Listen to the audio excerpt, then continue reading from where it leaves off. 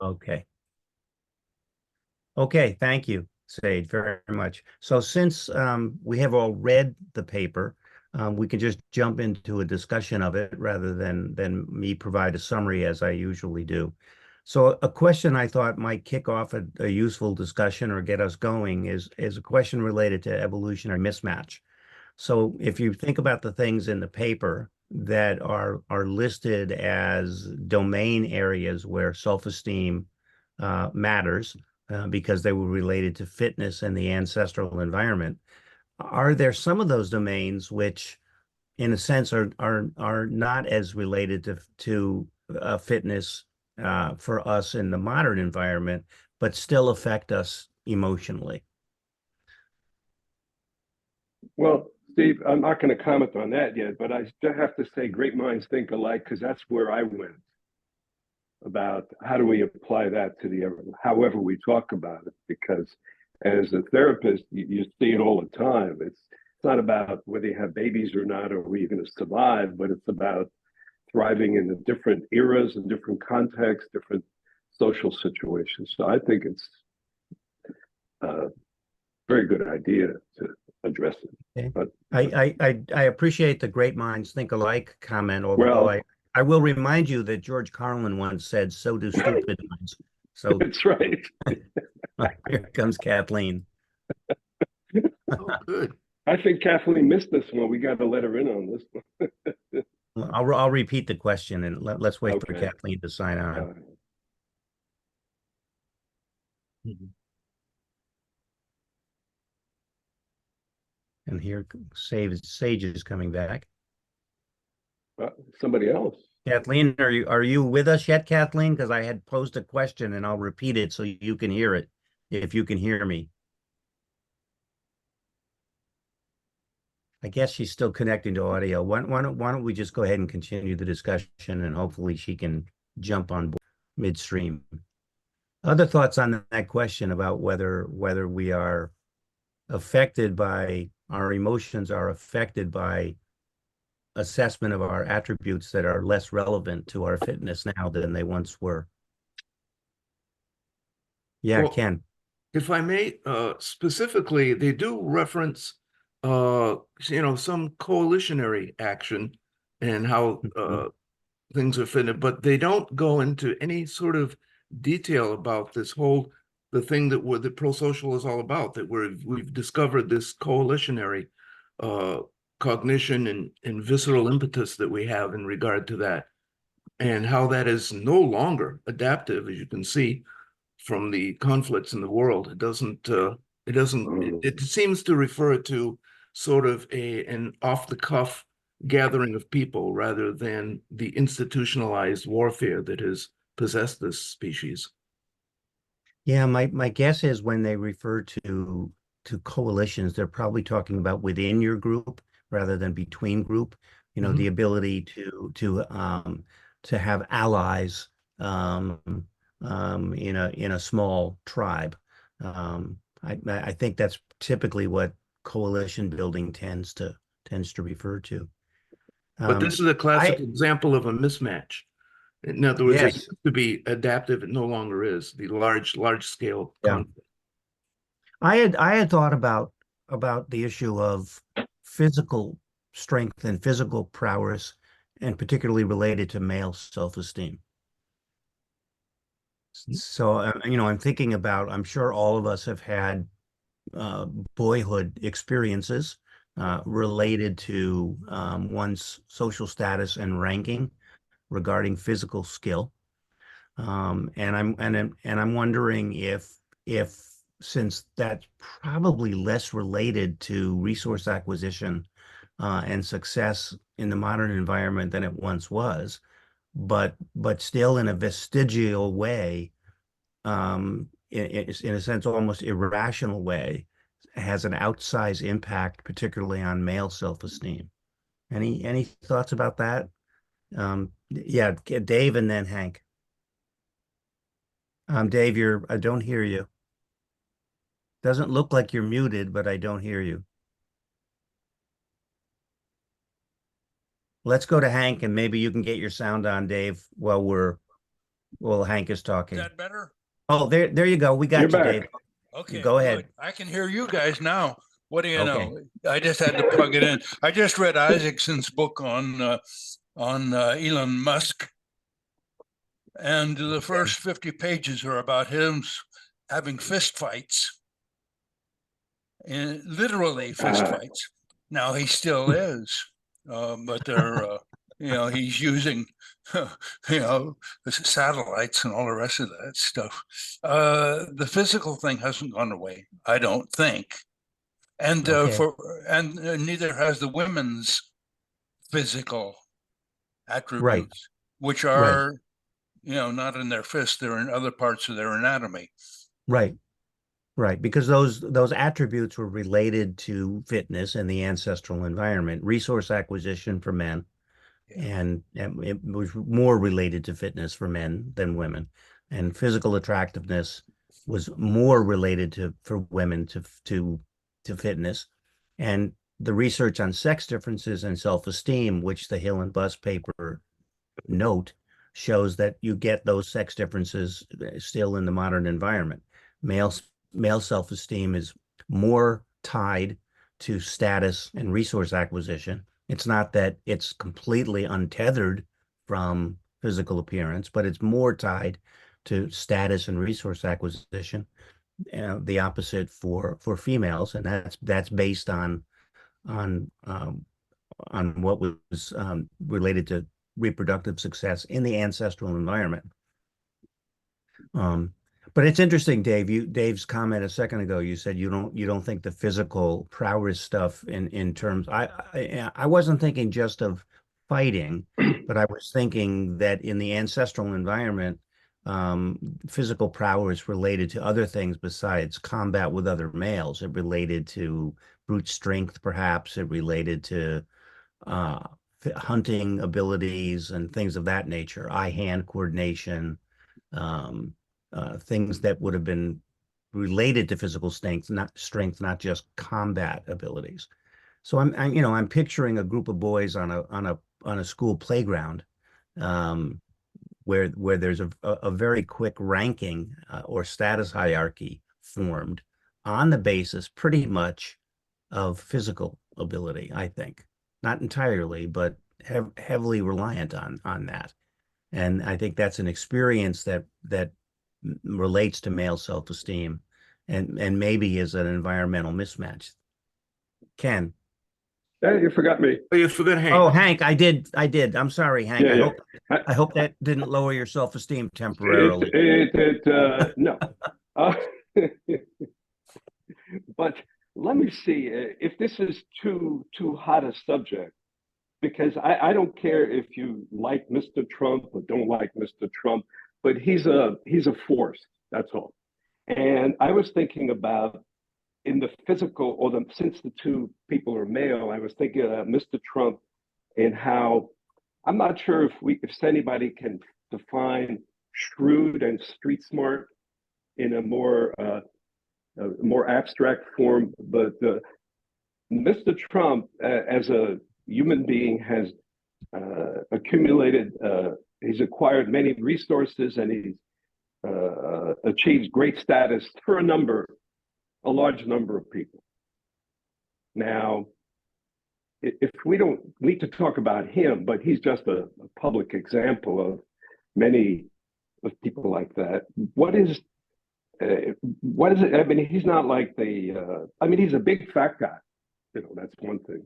Now, whether he looks stronger than Mr. Biden, it probably does, but he could be thicker but there's something about this male self-esteem and physical attributes that's captured the imagination of many people.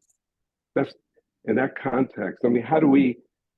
Is this a mismatch, or is this sort of going back to our ancestors? I mean, aside from the social media and all kinds and Hank, money, help me connect the question you're asking to the topic at hand of self-esteem. Yeah, Donald Trump is able to acquire status and resources to raise his self-esteem in the way he does it.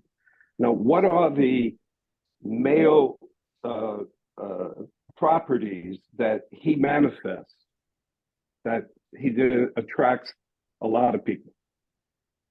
Is that can't. But well, certainly he brags about resource acquisition, right? He yeah. says I'm that. saying his Ken? signaling. Yeah. Yeah, Okay. very And specifically, we talked about physical attractiveness, but in fact, there are behavioral characteristics that are also attractive, and that is That's what I'm talking about. Yeah. forthrightness and boldness, and that is Ah, also sexually attractive. My wife told me that she was attracted to me because I didn't give her everything she wanted. Her last boyfriend said, "Oh, I'll do whatever you want."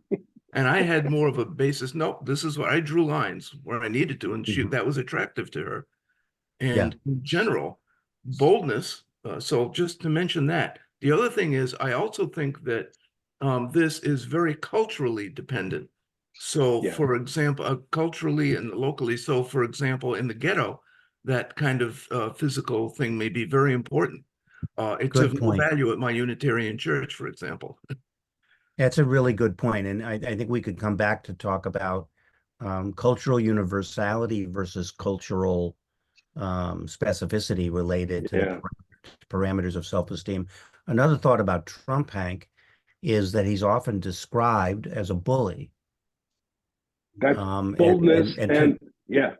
Good. Well, Sorry. I would make a distinction between boldness and bullying, um, but at any rate, he's often described that his behavior is often described that way in the media.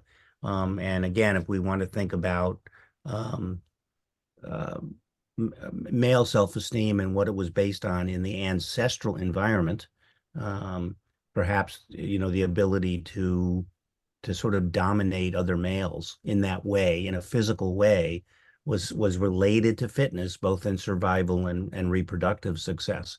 Initially when I formulated the question, I was thinking about the fact that, with the exception, I think, of maybe professional athletes, um, resource acquisition for men in the modern environment is much more related to a variety of other abilities besides physical prowess. And yet, how one measures up, and social comparison is a big piece of self-esteem. It's not simply monitoring your own abilities. You monitor your own abilities and then compare that to the abilities of conspecifics, so to speak, right? And so it seems to me that when male self-esteem is yoked to physical abilities, it is kind of an evolutionary mismatch. It's vestigial, because your social status and resource acquisition for most men is far less related to that than it would have been in the ancestral environment. I don't know if we want to turn and talk about female self-esteem and how Yep. it had been yoked to physical attractiveness. I don't know if that's changed as much. I don't Kathleen, mind Well, being a woman. I don't mind. Go ahead. I but think it's really important. yeah. I mean, yeah. I think that to the degree, Hill and Buss talk in the paper about how Yep. sex differential, and because of what was adaptive in evolutionary history, women's self-esteem is more related to physical attractiveness than male self-esteem.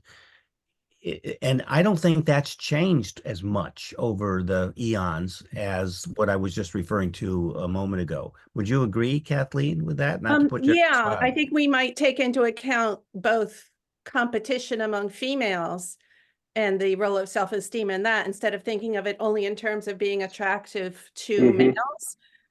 Yeah.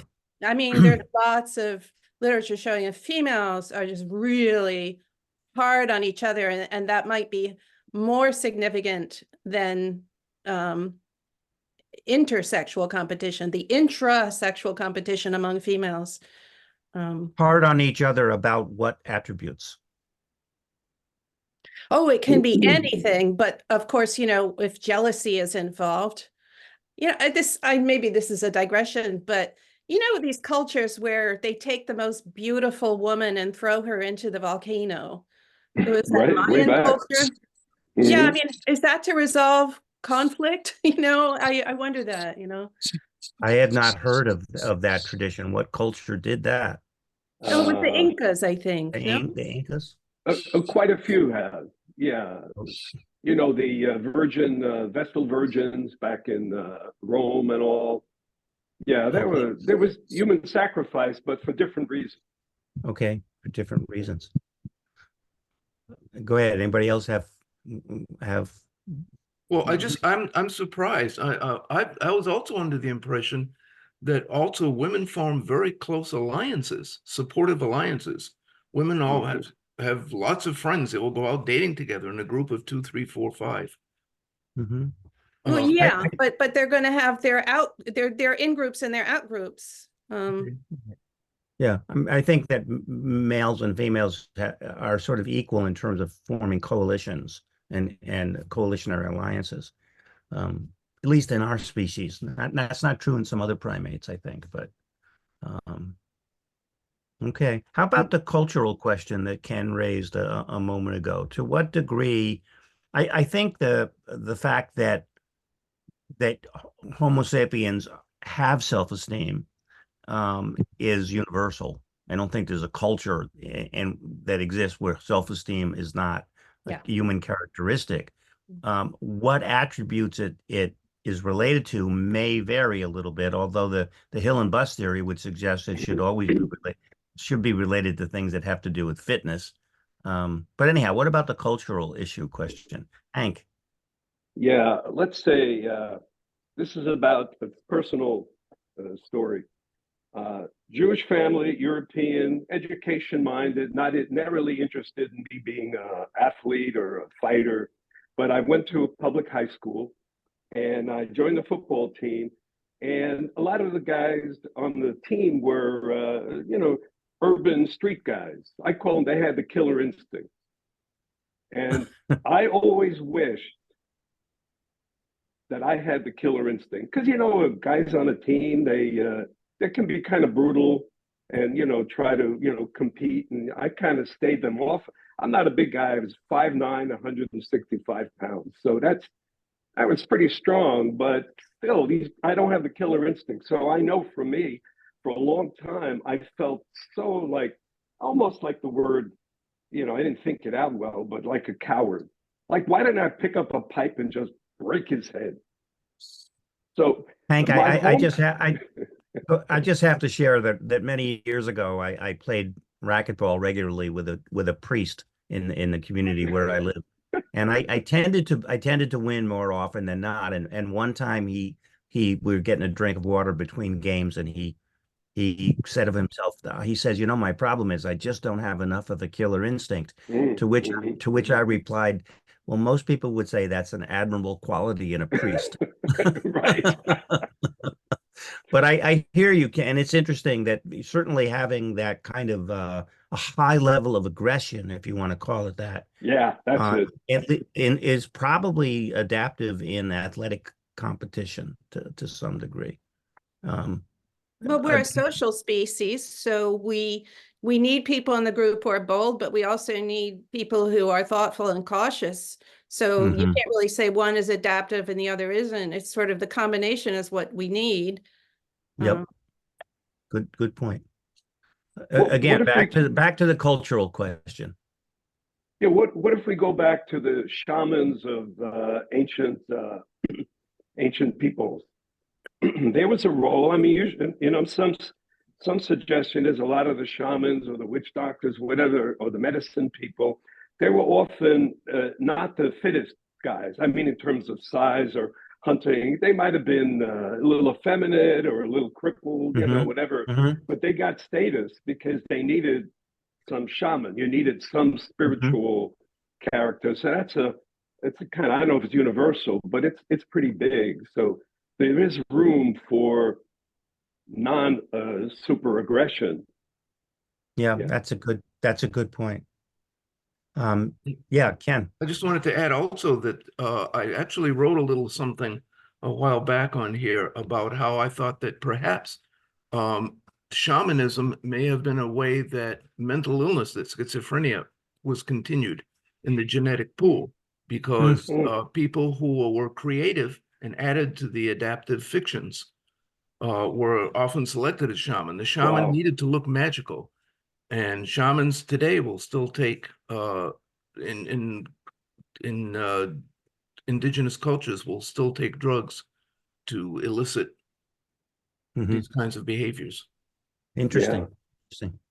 We're venturing a little bit off away from self-esteem, but let me ask the question a little bit more specific way. So, can you think of certain cultures or regions of the world where there's some differences between what measures what people use to self-monitor self-esteem? So one example that I'm thinking of is the difference between what are called highly individualistic cultures like the United States and more communitarian, not communist, communitarian cultures that are often in Asia. Are there differences in Kathleen, you're nodding your head. What are Well, your I what are read a your thoughts about study, John Haidt told me about this once, that they Yeah. measure their value differently in collectivist cultures. And Japan, for instance, where they did, this was a study from like the 1990s, and I don't know how much things Mhm. changed, but absolutely that. And the other thing that John told me, because this was a long time ago, I was creating a course in which we were going to talk about self-esteem and autobiography. So I was asking John these things. Oh, And that was in the days when he had time to, talk about my courses. But, he showed me a study where like, it's not necessary, like each culture will have a degree of, emphasis on things. But the idea is that self-esteem is a sort of social monitoring, that we feel anxiety when we're feeling like the group, we're getting possibly negative feedback from the right. group, or we anticipate negative feedback. Hmm. So Hmm. things that will determine negative feedback will differ culturally, and they'll differ, depending on your status and on your gender, like how you act. David. Oh, can't hear you, David. No. Well, David is trying to sign on. Kathleen, I'm curious if you could say a little bit more about the course you designed on There we go. autobiography. And oh, we'll come back to that, Kathleen. Let David jump Yeah, in. I'd like to hear about it, Captain. Go ahead, David. Building on Kathleen's comment, I teach in a dental school, and we have foreign trained students come in. They can't practice right away. They have to get, even though they have a dental degree from another country. So we have a number of them, and we looked at the cultural characteristics of individuals, of the collectivists, and the I'll fight you cultures, which tend to be in the Middle East and so forth. What we found was that there was clearly related to grade point average to their success. And what it related to was how well that culture fit with the way the program was taught.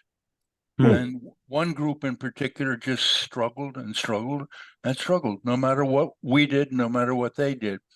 Others got along just fine, but it's a matter of fit. And that was the question I wanted to ask. I'm not so concerned about self-esteem. I'm concerned about phony self-esteem, unjustified self-esteem. But Right. I'm more worried about how self-esteem transfers over to cultural fitness. How does status and self-esteem build community? Because I think it does, and I think we've got some evidence that it does. Joseph Heinrich at Harvard. Mm-hmm. Yes. Secret of Yeah, our what? yeah, Success. yeah. He pretty much shows in a kind of convincing way that status is not for the individual, but status is managed by and promotes the community. And Yep. I don't know very much about that. I'd like to learn more about that. I'd appreciate people who could help me figure that out because I don't have self-esteem problems. I have community problems. Mhm. Ken, I'll come to you in 1 second. Just a thought before I lose it. I think that that status is clearly related to self-esteem, but what is used to measure status is what varies from culture to culture. So you sort of, it's almost like language. Everybody speaks, but they speak in a different language. Everybody's self-esteem, I think, is related to status. That would have been what was selected by natural selection. But then there are cultural differences. So, for example, in a collectivist culture, your ability to get along and cooperate is probably going to be more related to your self-esteem and status than in a more individualistic culture.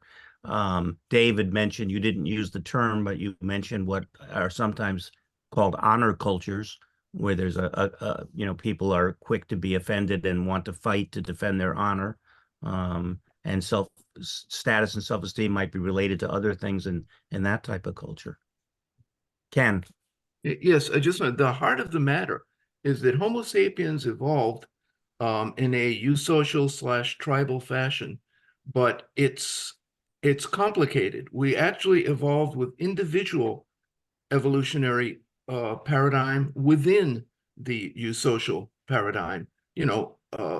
Warren Buffett and I are both Americans. We're both part of that group, but he's done a little bit better and has a little more influence than I have.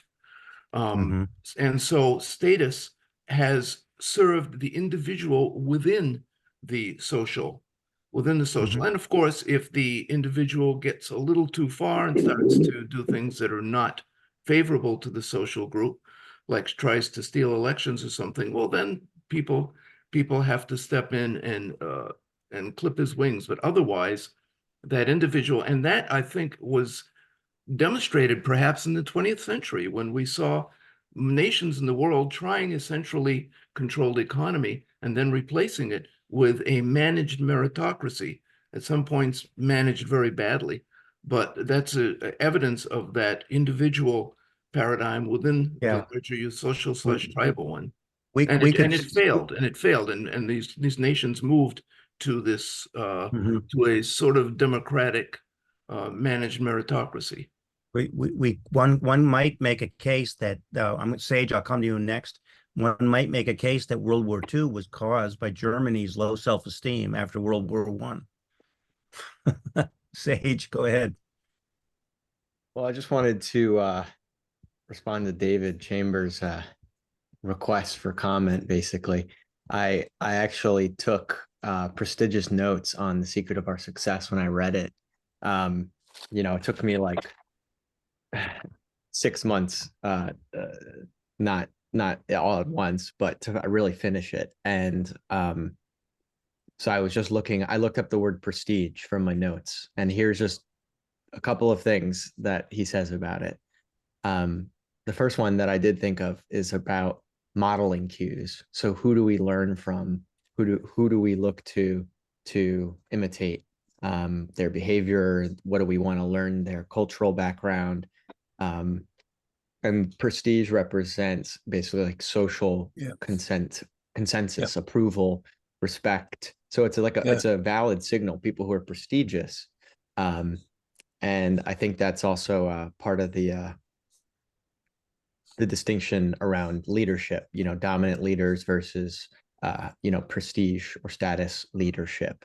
And then one other thing also related to cultural evolution, of course, is that age or prestige as signals for children actually might be important in that it increases over imitation, basically.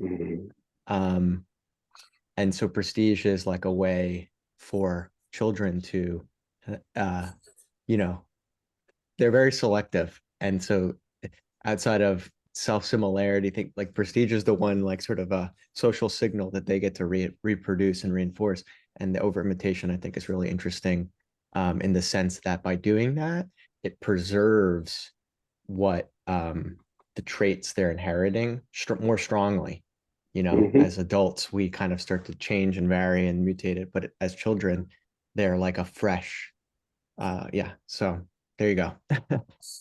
Another topic, Hank, I'm going to come to you 1 second. Another topic that might be interesting to talk about it is to what degree is self-esteem, does it stabilize in adulthood? You know, does it become Mm. a little bit maybe more resilient as you age? Hank.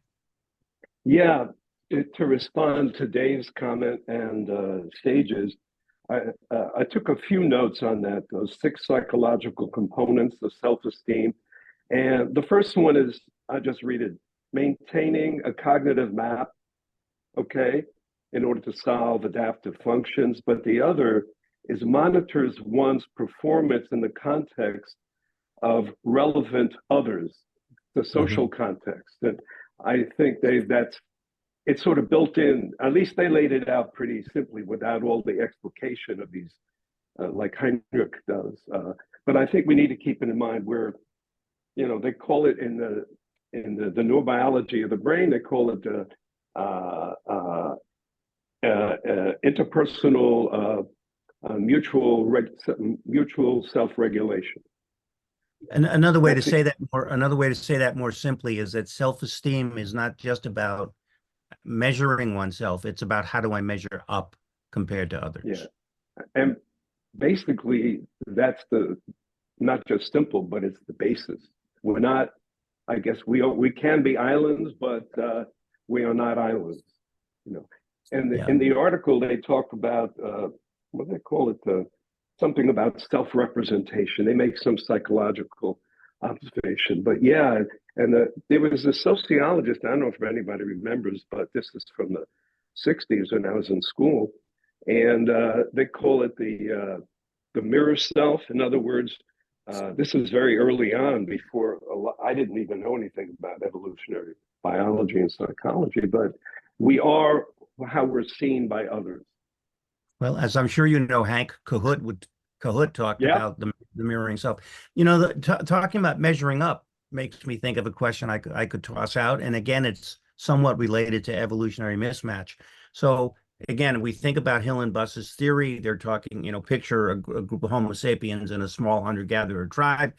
You're monitoring your own abilities on domains that are related to fitness, and you're constantly comparing yourself to other people. Think about social media, which is a social comparison on steroids. Yeah. And speaking of Jonathan Haidt, his new book is going to be all about the impact of social media on the Mm. self-esteem of early adolescents.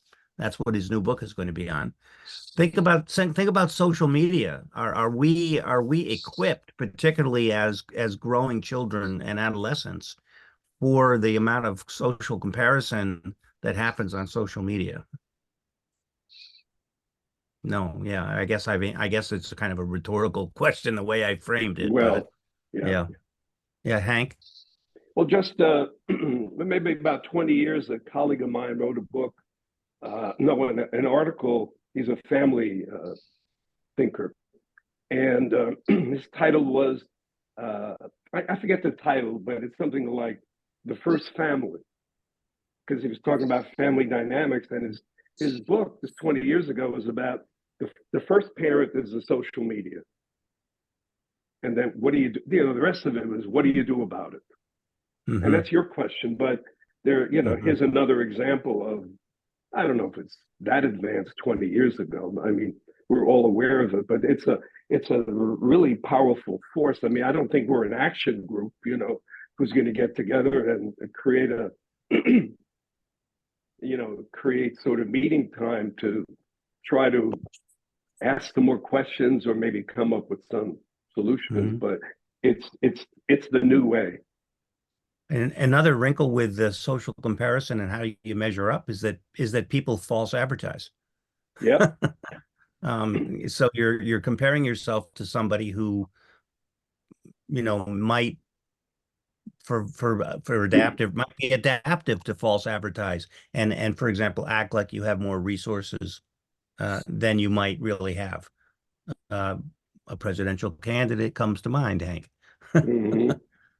Ken.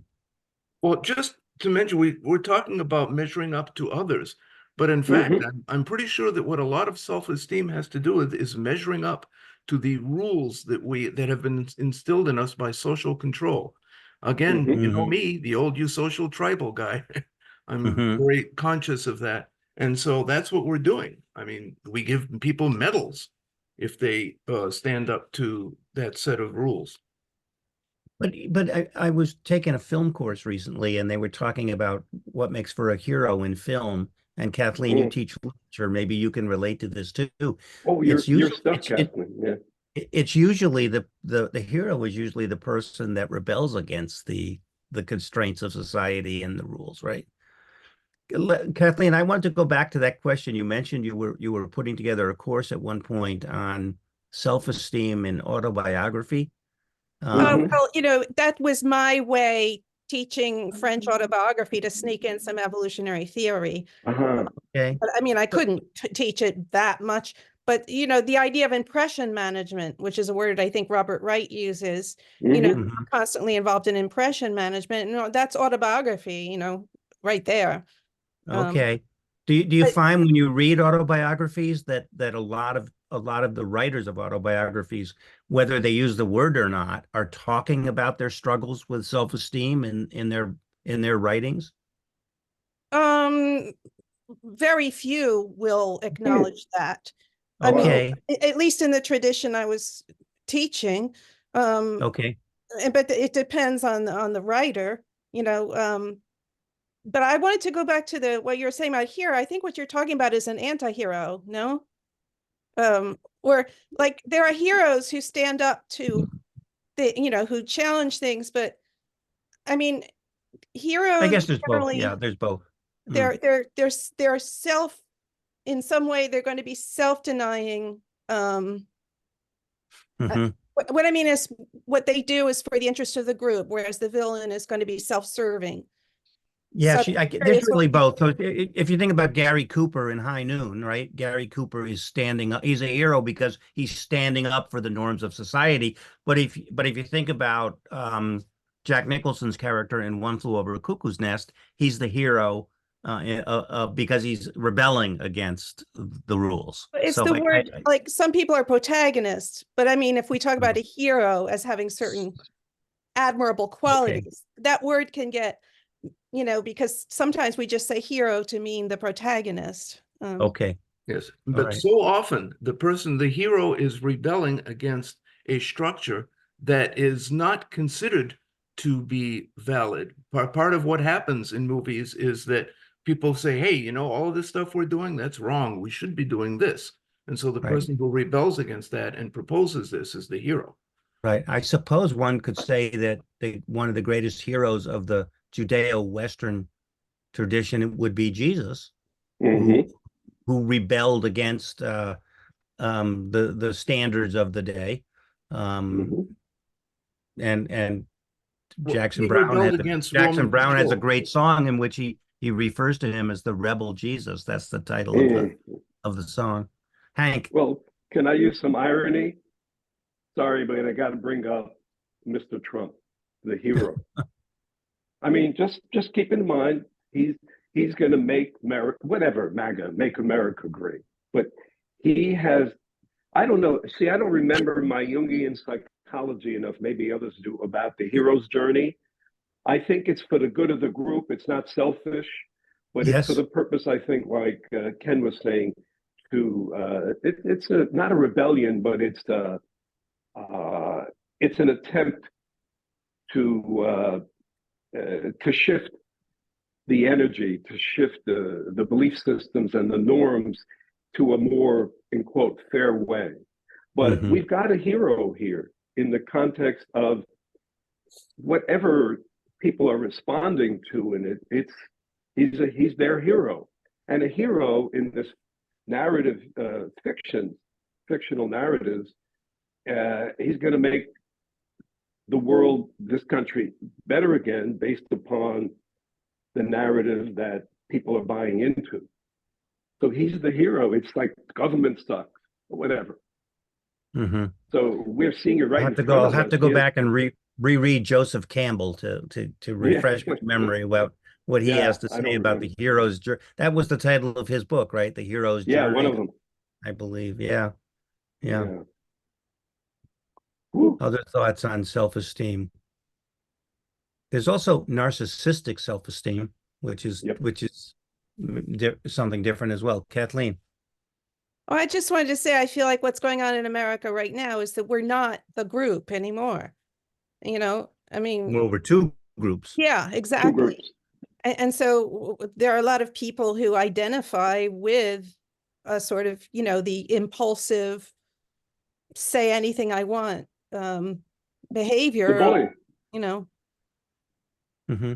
and Well, and some philosophers, I've read some of Michael Sandel's analysis, and he talks about the way a portion of the population has been devalued, and they feel that it's sort of collectively their self-esteem has gone down, and for a variety of reasons, and so hence that breeds some of the things you see in the MAGA movement, including resentment, the politics of resentment and distrust of the elites, and all of that. But that's a whole other conversation. Ken. Well, let me just add to that I think it's all summed up in a bumper sticker I saw that says, "Spread my work ethic, not my earnings." And there can be some validity to that. Hmm. But what I was going to just, if you wanted to stay on this, but I was going to talk about somewhere in this, he talks about how a few researchers separate self-concept and self-esteem, which Mhm. strikes me as a very good idea, because Hmm. what he describes as self-esteem can almost encompass all human behavior. It's how we view ourselves. It's how we, then the judgment we make on it. And then it's all the things that we do in order to achieve that. Well, it's almost all human behavior. And also there is a dramatic difference between how one forms self-concept and then the a little thin layer that I call self-esteem above that. Self-concept is a factual process. It's how am I doing? First of all, here are the set of rules. I'm going to try to do this. How am I doing? That's generally a factual process, although it can be affected by, the visceral prejudices that we've evolved. But the self-esteem then is just a layer on top that says, okay, I'm at a 7.6 on a scale of 1 to 10 for this. Is that good enough? It is a Yeah. judgmental process. It is Right. a dualistic, right, wrong, good, bad, yes, no. Yeah. Which derives What? from the three sources of the three vehicles that our DNA uses to protect itself: the individual, the family, and the group. Ken, I thought that was a useful distinction as well. I would disagree with one way you framed it, and essentially what Hill and Buss say, and it's one paragraph in their paper. They talk about self-concept as being sort of the cognitive appraisal of Yep. what are my abilities and how do they compare, and then self-esteem sometimes is left to refer to the emotional and motivational sequelae, if you will. I think those aren't a thin layer. They're probably of equal import. There's the cognitive part, and then that cognitive appraisal is what, to use jargon, is affect laden. It's filled with you don't just have a dispassionate self-appraisal about how attractive you are. That's got all kinds of feelings attached to it, and those feelings are to create motivation to behave in certain ways or change your behavior so that it's going to be more adaptive, more related to fitness. But I And thought that was a very useful discussion. and So, Yeah. one argument is, and also basically it's a circular process. yes, You're yeah, constantly yeah, evaluating, reevaluating, going back, and so. yep. If people are willing, I'd like to do what Sage suggested at the beginning. Kathleen, you weren't on when this was brought up, but Sage suggested it might be worthwhile to have a brief discussion at least about the fact that our turnout for these Examine Lives has been less the last couple of months than it had been previously. We've been meeting for about 3 years, I think. And so we've gone through a lot of topics. And I don't know if it's partly related to the fact that some of the more interesting topics were already selected or what it might be related to. But Sage, why don't you talk a little bit about how this gets advertised and to how many people? And maybe we could start with that and then brainstorm a little bit. Sure. Yeah. Well, there's the 50 people in the Examine Lives group and on Hilo, and another 200, 250 in the Pro-Social Commons group. There's the Zoom registration. Once you do it, you're registered. But with that, you have to still add it to your calendar. There is a calendar event that has probably like almost 300 people that are just invited every Thursday, but I don't think they're joining from that. That's more just like the historic list of 3 years of all the people who've ever signed up.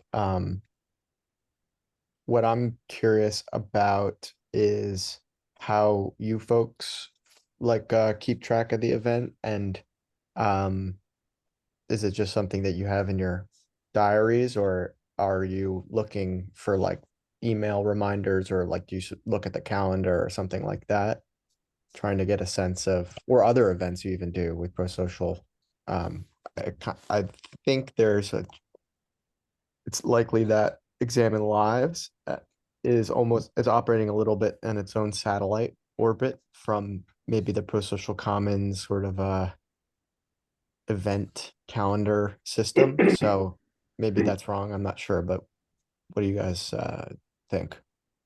But Sage, I can just speak for myself that I mean, there's so much time I have, and I like the philosophers' evolutionary circle too, for different reasons. But I know for me, I'm highly motivated to stay in the realm of building my skill in evolutionary biology and psychology. It's sort of so refreshing and really useful every minute of the day in my life and in my work in particular. So, and it's a good group. But that's just speaking about my self-esteem goes up, you know. So, and Hank, how do you find and keep track of those meetings? It's easy. I mean, I don't know. I just get the stuff. It says put it in your calendar, and then you guys remind me a couple of days before. And today I got 3 reminders. Uh-huh. So Okay. it's great. I mean, every once in a while it messes up, but I would say look at individual motivation for. I mean, what each one of us has our own personal motivation. I hope that each of us are curious and want knowledge, and I know I want company, and I don't have enough company around this domain in my world. Like I'm a loner, you know. So. Dave had his hand up there a second ago. Thank you for bringing that up, Sage. It's critical to me. I started looking into this group about 2 months ago, and I would have to say I am totally lost in finding my way. David is good. David helps, and he responds directly. The website I find very confusing. I don't even know what part of it I'm in when I'm in it. And well, I agree with that. Yeah. You're referring to Hilo, the Hilo yeah, website? Yeah. My suggestion is that guys like me who just kind of finding their way need a coach, a mentor, somebody to help them, somebody to guide them one-on-one, someone to answer email messages. And, I'm kind of old. I'm not wise about all this cell phone stuff. I'd rather talk to a person. Okay.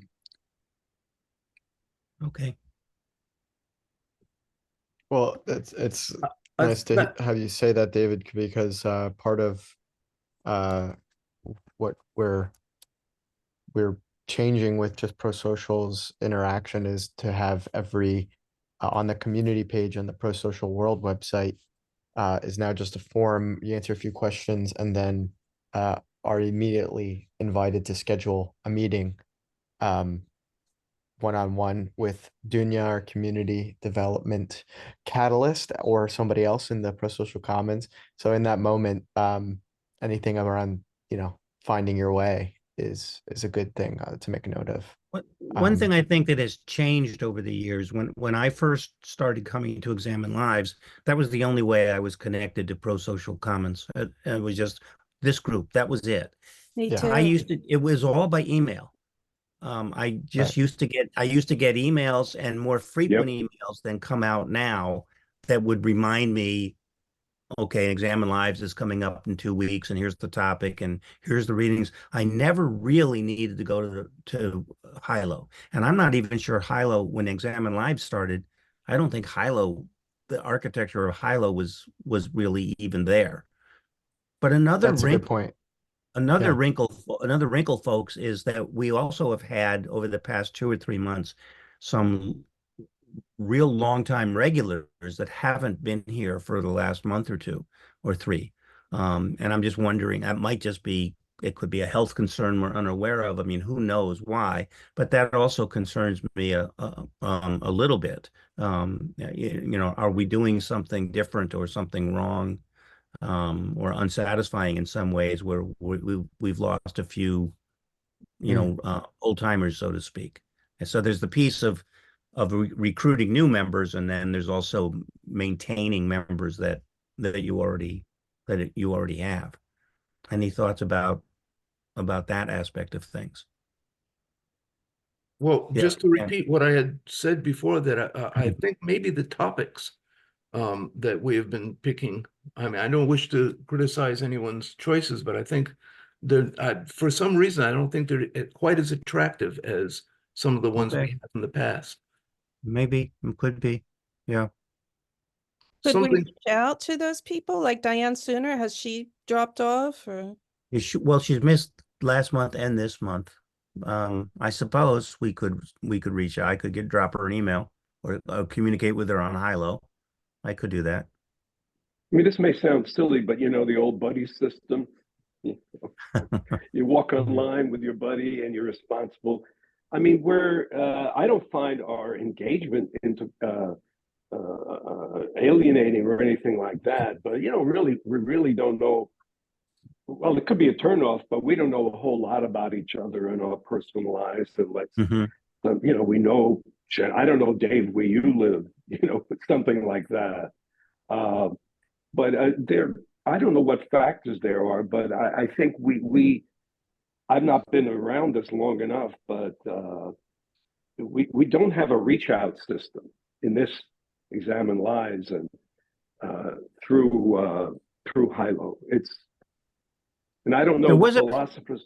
There was a period of time back when Andy Norman was still leading these that you'll remember this, and Kathleen, I think you will too. This, I think, might have been before Dave and Ken and Hank were on board. But we used to, for a while, we started the meetings 15 minutes early or 20 minutes early, for people to sign on if they just wanted to socialize before the meeting. And we never had enough people come to make that become a permanent feature. So that's one thought I had, Hank, when you were talking about well, we don't know each other very well. We structured an opportunity for that at one point, and it was unused. So I want to ask you, Steve, and Stage. Now, the cafe, I haven't participated in it. Do they get a lot of reasonable turnout, or is it a small group? Because that's well spoken about. Always getting something, and some of it sounds interesting a lot of the time. I don't have enough time to get involved in a lot of these things. But do people know about how that's working? The cafe, is that Ken, you're part of it? well, I popped into it a few times when I first came, and the attendance was low, and there was nothing to talk about, and I simply stopped going. But I understand that recently they've made changes where they now have the topic that's going to be covered. It's becoming more like Yes, but now examine you lives. now you sometimes can't get in on Oh, web. It's blocked on Zoom. Well, and there I was a know David problem. There was a attends. problem last time. There was a Zoom problem Yeah, for last 2 time. weeks. times. I had.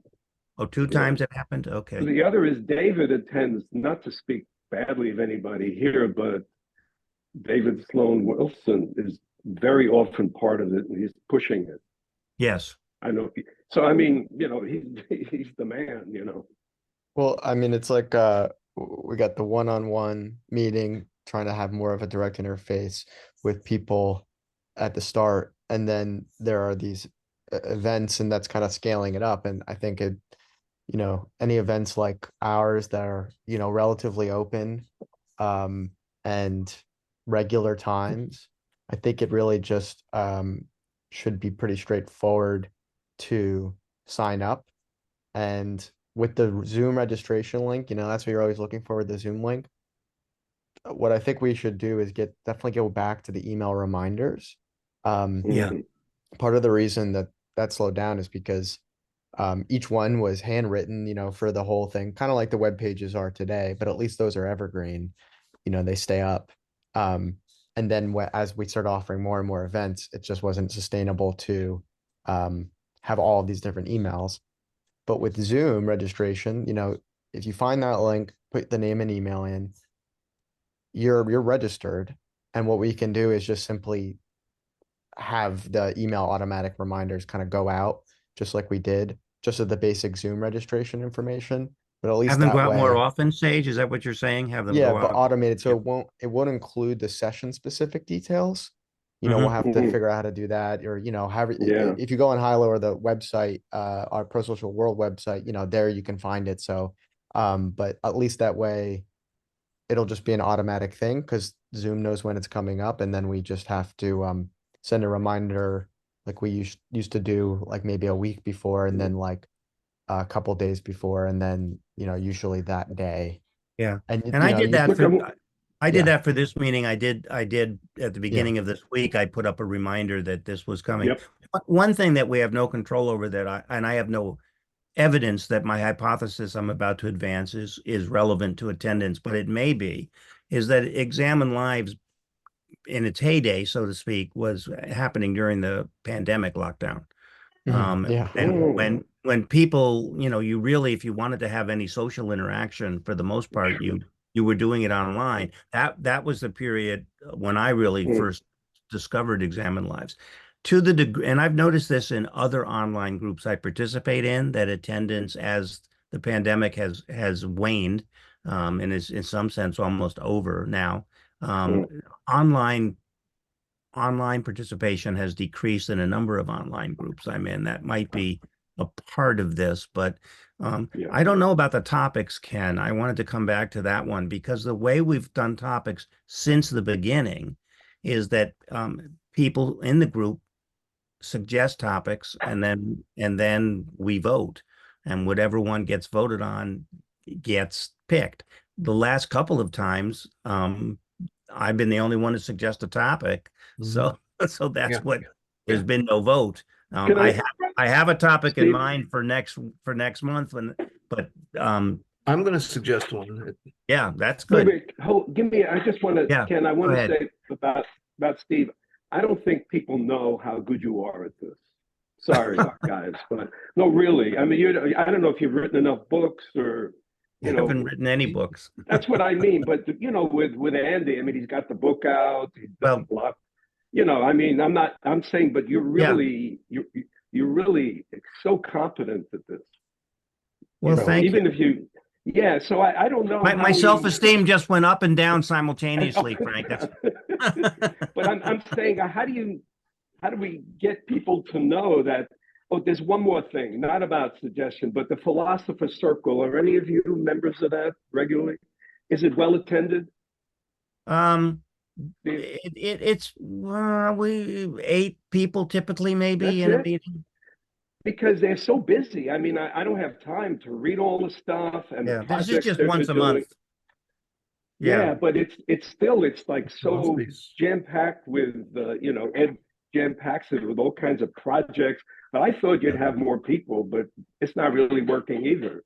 Yeah. Sorry, but that's But Steve, at least people should know that you do a fabulous job. And how do Well, you, Yes. Thank you, Hank. I don't know, maybe David needs to promote you. Yeah. One of the things that I did Sorry, different this time was I only posted one article rather than three or it four. was good. And that's you know, I think Sage and I have talked about this too, is less might be more when it comes to you know, you don't want to give people too much homework they feel they need to do before they come.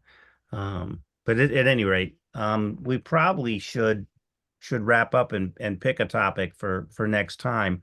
The one I was going to suggest is shame. There is something that I saw that there's a information threat theory of shame that I saw on a list of evolutionary psychology topics. I know nothing about it, but shame is an interesting topic. And I would think topics Steve, like I'll self-esteem and go shame for it. are interesting. Yes, Steve, could Sage. we modify that to say Yeah, to be guilt or shame? Maybe sure. guilt. And actually, Joe Henrich's latest book, Weirdest People in the World, has some really good stuff on the differences of Mm. guilt and shame, how you Great. approach versus withdraw, the social aspect. It's really good. Is there a way to have an excerpt like that be one of the Sure. readings that we could? Okay. Yeah. Somebody else said they had an idea though as well. Yeah, I Ken. wanted to propose a discussion of the evolutionary foundation and psychological basis for mindfulness. The idea that we have evolved in a way that, as you know, our brains evolved to protect our genes, not to make us happy. And the whole mindfulness thing is a view of what our brain does to make us feel miserable to ourselves and others, and activity that we can Mhm. engage in to You, change that. you And it has, you know, it obviously doesn't have a direct scientific basis. I can't tell you which neurons are happening when you wake up and say, whoa, this Mhm. anger just came up against such a person. Let me sit with that. Ken, one thing I should have mentioned is that if your topic gets picked, you get to facilitate and post the resources. We could decide, let's do mindfulness next month and let Ken be the facilitator and do shame and guilt the following month. Would that be an acceptable plan to those of us that are here? Sure. Okay. So Ken, do you need any assistance with how to get things on Hilo? Contact me and let me know because we'll want to get the resources and a description up on the Hilo page. Yeah, I've done that. I've put things up on Okay. the high-low page. Half of them have Great. never had any response, but I've put them Yeah. up anyway. Well, and what I usually do is I post the announcement to obviously to the Examine Lives group on Hilo, but I usually post it to the philosophy group, all of Pro Social Commons, and then Pro Social Welcome, which are new members. So So, you post it to more than just Examined Lives? oh yes, But yeah, you can do it all at once. You know about that, Ken? Yeah. You don't have to Yes. post it 3 times. You just add different groups to the post. Want me to If show you you- real quick? Okay, well, all right. Just as a so when you go here, post in, Examine Lives, and then I can Yep. go Pro Social Commons, and I can Yep. go. That's how you do it. So then the Okay. same post will be everywhere. Oh, wonderful. Right. Um, And Ken, the yeah. other thing I've noticed is that and Sage, I was going to mention this to you as well. One of the things that happens when you schedule the meeting on Hilo is that it will schedule it at your time zone. So I'm in the central time zone, so it schedules it at 11 a.m. And if people aren't alert, they're going to look at that if they're in a different time zone and they're going to think it's 11 a.m. at their time zone. I usually then go out of my way somewhere in what I post to say 11 a.m. Central, noon Eastern, just as a cue that you do have to pay attention to your time zone. So that's another wrinkle in all of this. The other good thing here though is post the regular Zoom link.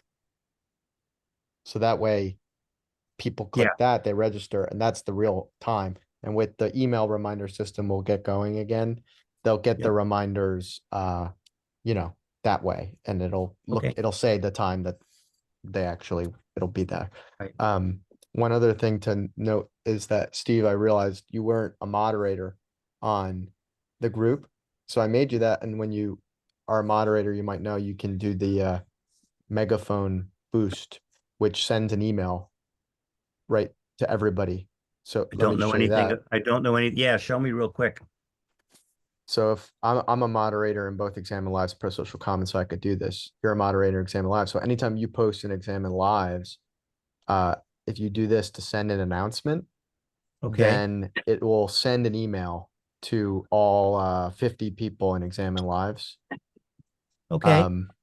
Good to And know. that'll be good for us with for sharing event details and like You know what I'll the do? session What- specific details. So Right. now I'm thinking it might actually make most sense for Ken to just send it to Steve, and Steve, Yeah. maybe you could do it so you could boost it. Right. And I think what I'll do in the next day or so is just send out a brief email that says, here are our topic and dates for the next 2 months. And no more detail, just the topic and the dates. Yeah. So people can mark that down, details forthcoming. Give them And and then give Ken, them. I would suggest you certainly want to get a description and any reading materials or links. Probably give people at least 3 weeks. You know, two at the shortest, so that people have time to read whatever resource